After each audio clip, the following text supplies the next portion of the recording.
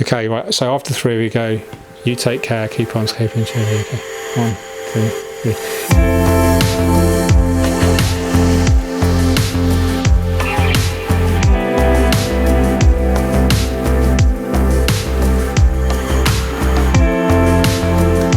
George here, and today is a very exciting day because I am creating a new aquascape. It's called the 2-foot tank challenge, and it's for a Facebook group called Tropical Fish Keeping UK. Tropical Fish Keeping UK. Check it out. I'll leave a link in the description below. Big Facebook group. It's got 50,000 members. Not sure how I missed it. I only joined a couple of weeks ago.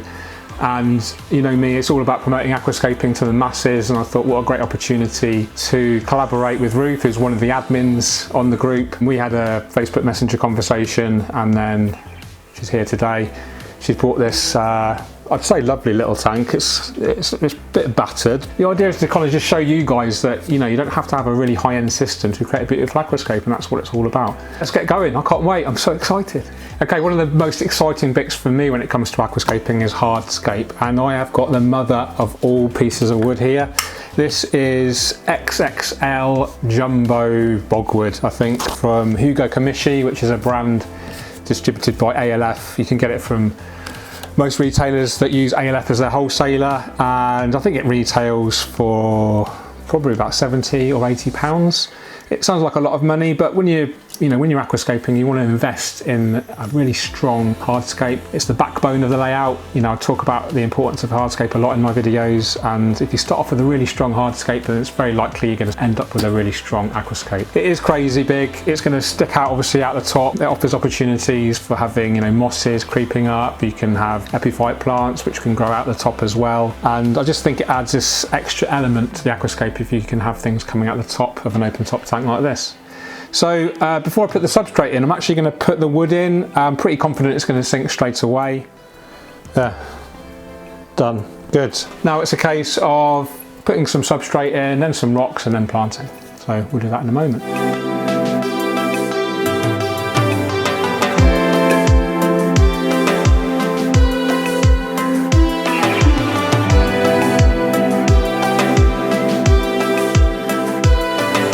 Okay, so the wood's in, now it's time to put some, I'm not going to put soil in. Okay, so I've got some inert quartz gravel here.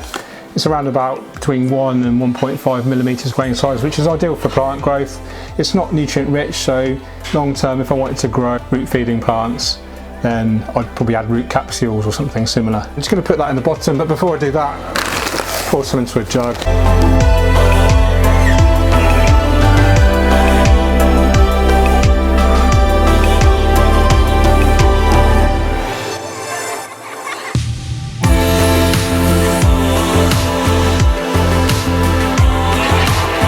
We've got our wood in, we've got our sand in, or gravel. It's really nice actually. It's from Denmark. I don't think it's available in the UK, but I just really love the kind of reddy grey tinge it has. Really lovely, and I've got some complementary stones that we're going to use in a minute. So this beautiful rock, this is called Frodo stone, and this was given to me by a professional Polish aquascaper called Alan Pascala.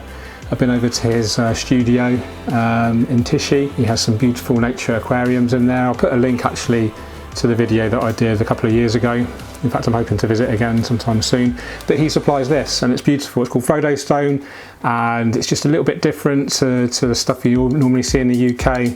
It's quite angular, and it's just full of interest. It's just really beautiful. I love it.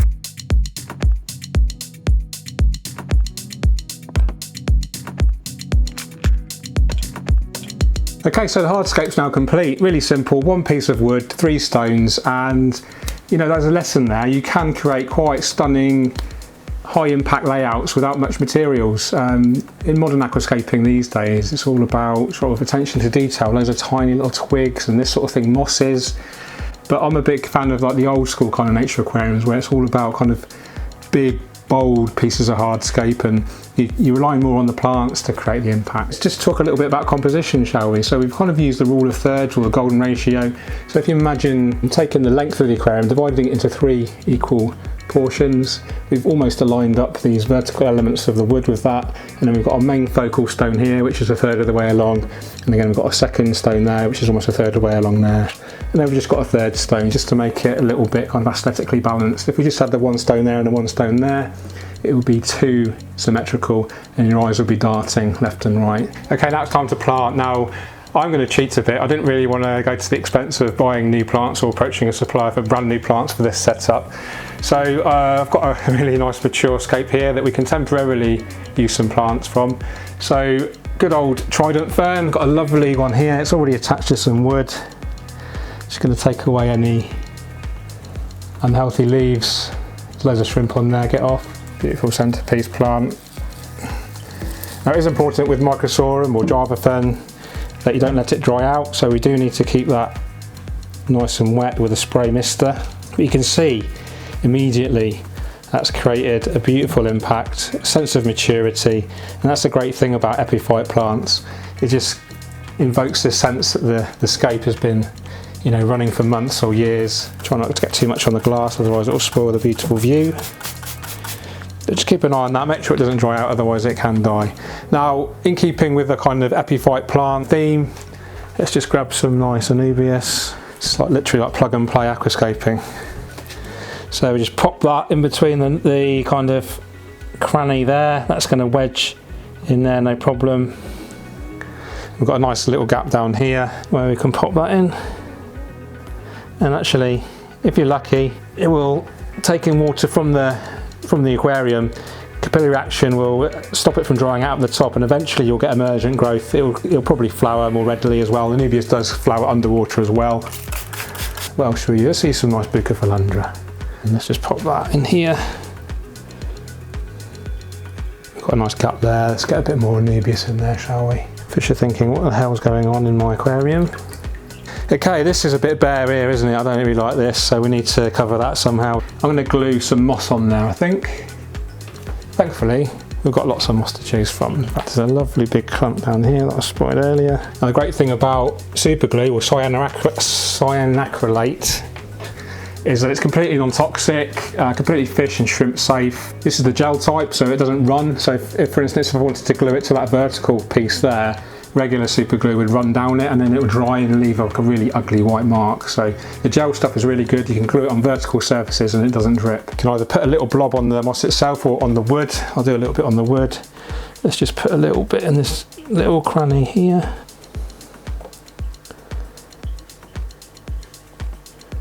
There you go, job done, simple as that. Now if I wanted to, I could plant some stem plants or some Cryptocorini plants in the background. I'm not going to bother, I think it looks stunning as it is. And I think this is a really good example of a scape that you don't have to use light hungry plants. So we have got a powerful light on here. This is a Twin Star 600S. It's quite a high-end light unit, it's 45 watts, which is absolutely kind of overkill for this tank. But it was more for kind of showing off, you know, the scape itself rather than for long-term use. But you could grow these in, say, 10 watts of LED, absolutely no problem. You don't need CO2 injection, you don't need a lot of liquid fertilizers. You can see how easy that was to scape. We've only used one piece of wood, 3 stones, a bit of gravel, 1, 2, 3, 4, 5, 6 plants, and we've created something really quite, I think it's pretty good, really quickly. Details matter. Now this is called Rio Zingu. This is from Dunelay, and it's just really nice, almost like stone chippings, but they're exactly the same kind of colour and texture as the Frodo stone. It acts as a perfect transition from this gravel to the stone, and it's just literally sprinkling it almost randomly, well, just like it would be in nature. It just adds this further detail that kind of brings the scape alive, gives this real naturalistic theme. This is my favourite style of aquascape. It's all about kind of using lessons from nature, transferring them into the aquarium, and hopefully the final effect is something really quite relaxing to look at. You do need to pre-rinse this stuff, it's absolutely loaded with dust. Okay, I've just taken a step back, which is a lesson in itself. So step back from the aquascape, analyse it, think how can I improve that? Now I was looking around this area here and it looks really empty compared to this area here. So to balance it out aesthetically, I'm just going to put some planting around here.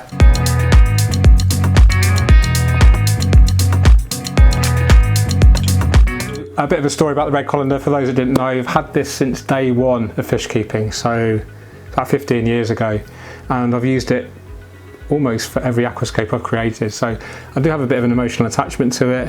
I am thinking about creating my own Instagram account for it because it does travel the world and see some crazy things.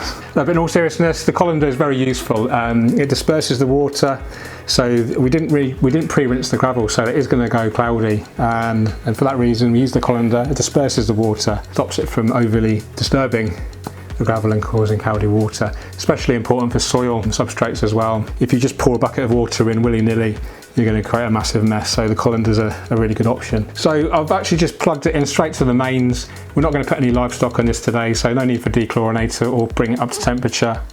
It's just to kind of give you guys a lesson on aquascaping. So let's go and turn the tap on and watch it fill up.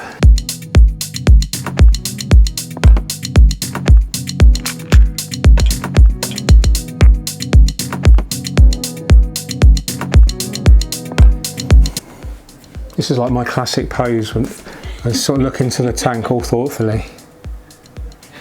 What would you stock in here? It's quite an Asian theme. We've got the fern and the Bucophalangia, but the Anubias is African. The moss is Asian. I'll probably go for some Asian fish, maybe some like harlequins, they might be quite nice. No turtles though. No turtles. No. Ruth keeps turtles, crazy turtle lady. That's the aquascape complete. I'm really happy with it. It's taken almost no time at all. You know, I've been filming here and filming there, chatting to Ruth, doing some live streams in between. And I think that's a good lesson to learn. You know, if you've got really good materials to start with, and you've got some mature plants which we've nicked out of my Aquascape 1200, you can actually create something kind of really mature looking, really quite stunning looking, really quite quickly.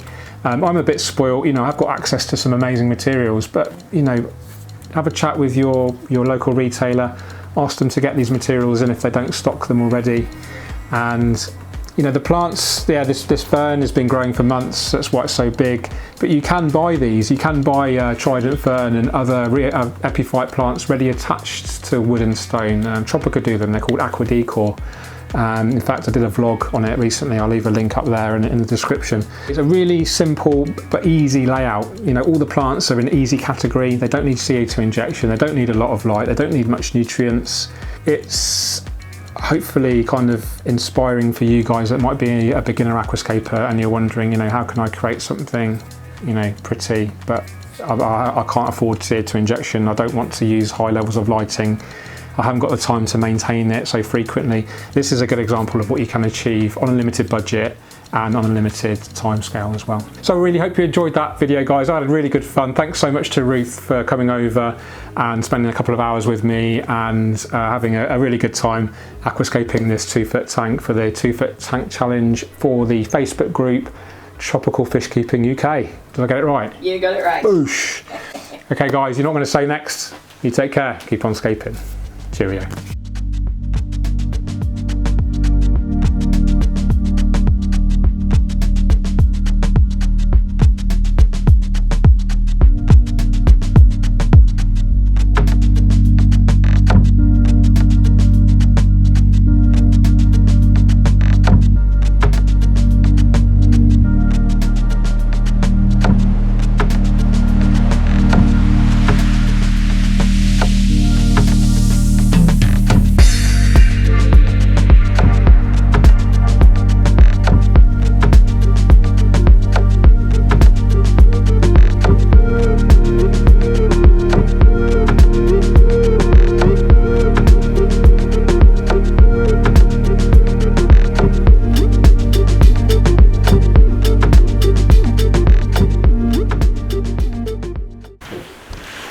Lean forward towards the tank. That's it. Can you see yourself? Alright, good. Okay, right. So after 3 we go. You take care. Keep on scaping. Cheerio. Okay. 1, 2, 3.